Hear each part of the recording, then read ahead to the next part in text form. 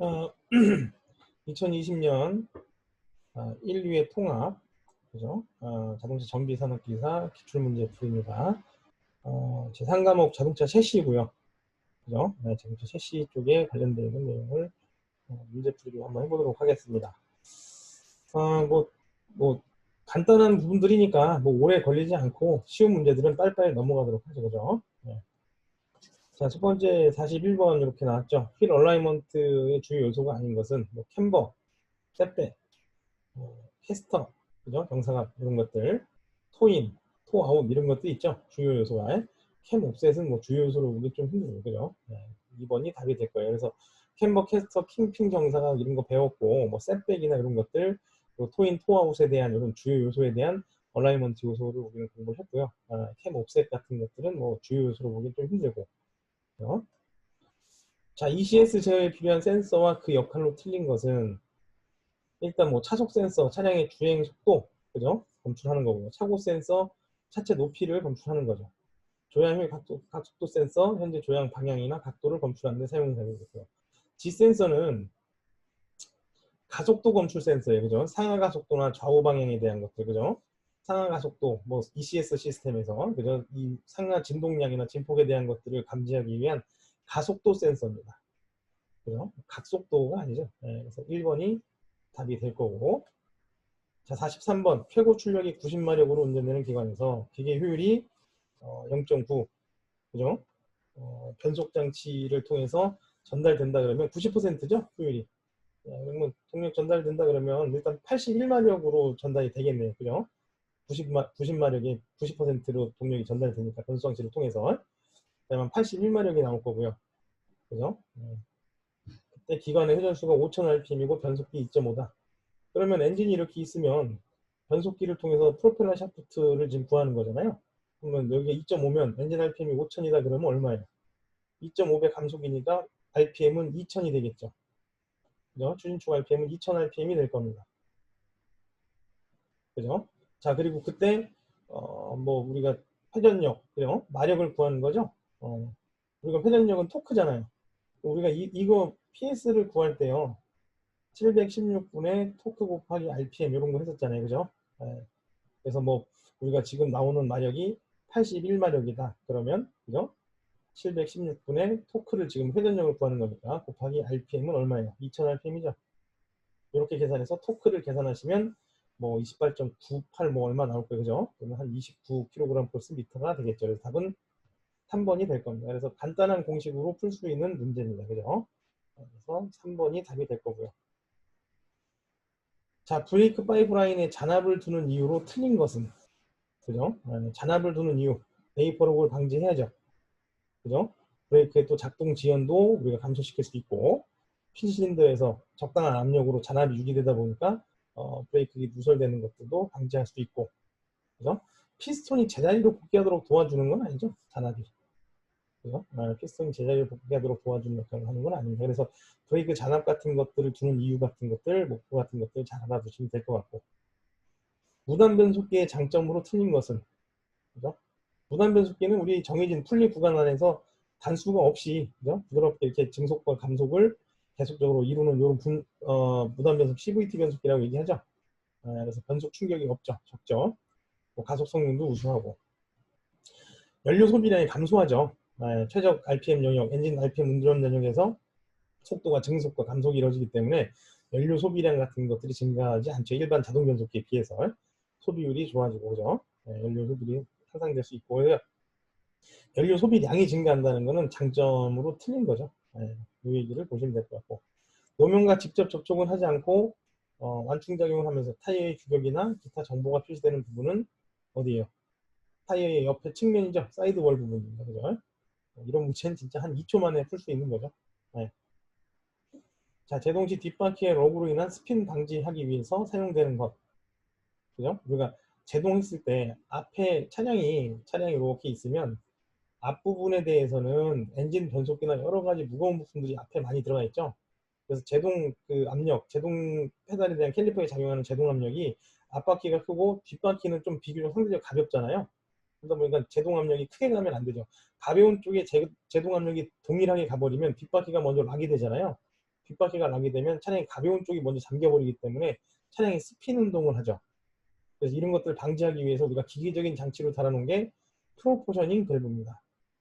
그죠? 앞바퀴 쪽과 뒷바퀴 쪽의 유압에 대한 세기를 분배하는 장치죠. 그래서 뒤쪽에 가는 유압을 약하게, 그죠? 이렇게 만들어주는 프로포셔닝 밸브를 장착을 했죠. 기계식 밸브입니다.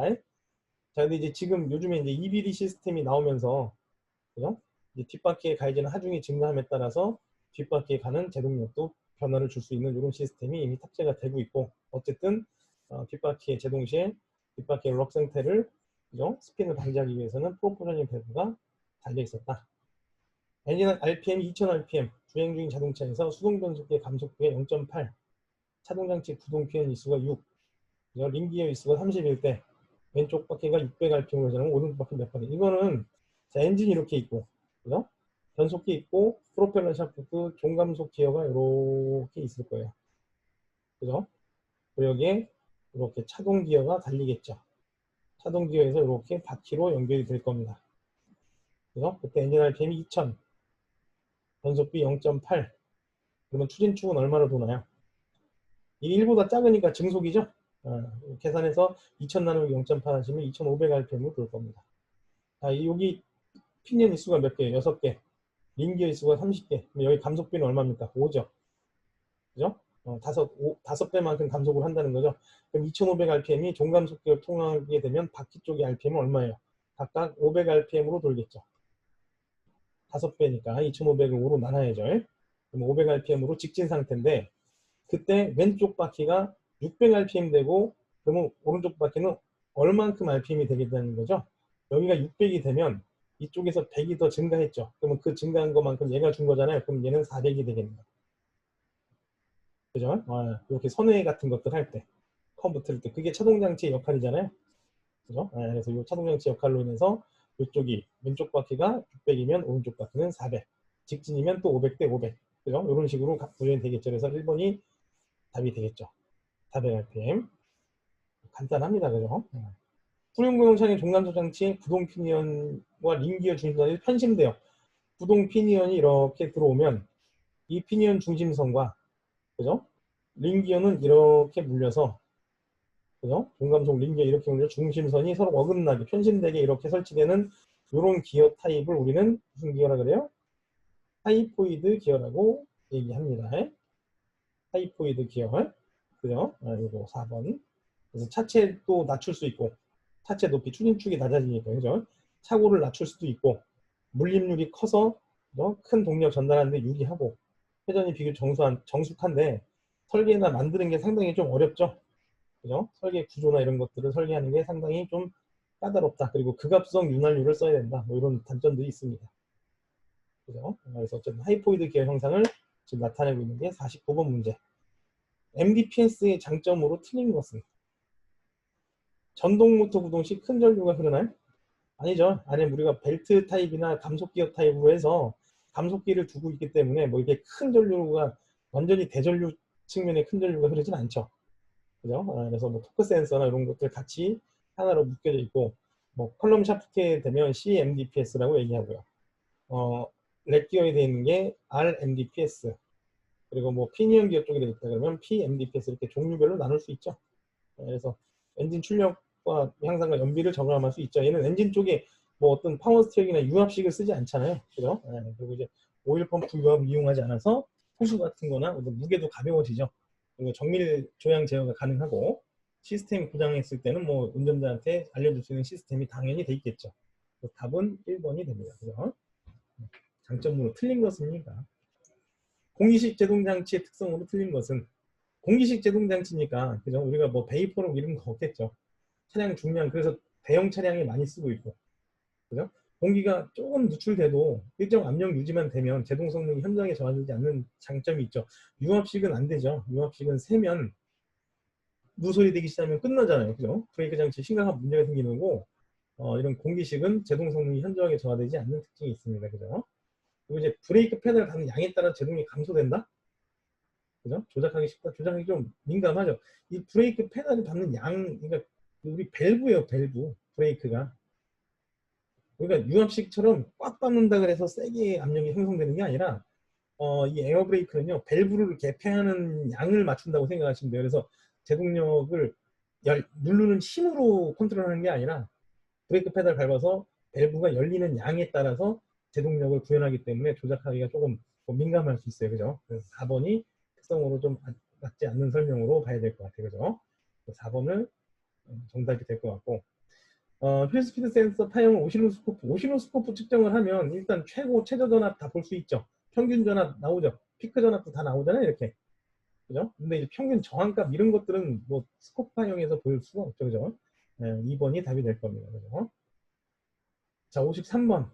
대부분 자동차에서 텐덤 마스터 실린더 같은 거 이용해서 회로를 두 개의 유압 브레이크를 적용시키죠. 이거 왜 그래요? 당연히 하나가 고장나더라도 하나는 정상 작동할 수 있도록 안전상의 이유가 크겠죠. 그죠? 그래서 이런 것들도 뭐 간단한 상식적인 문제입니다. 그죠?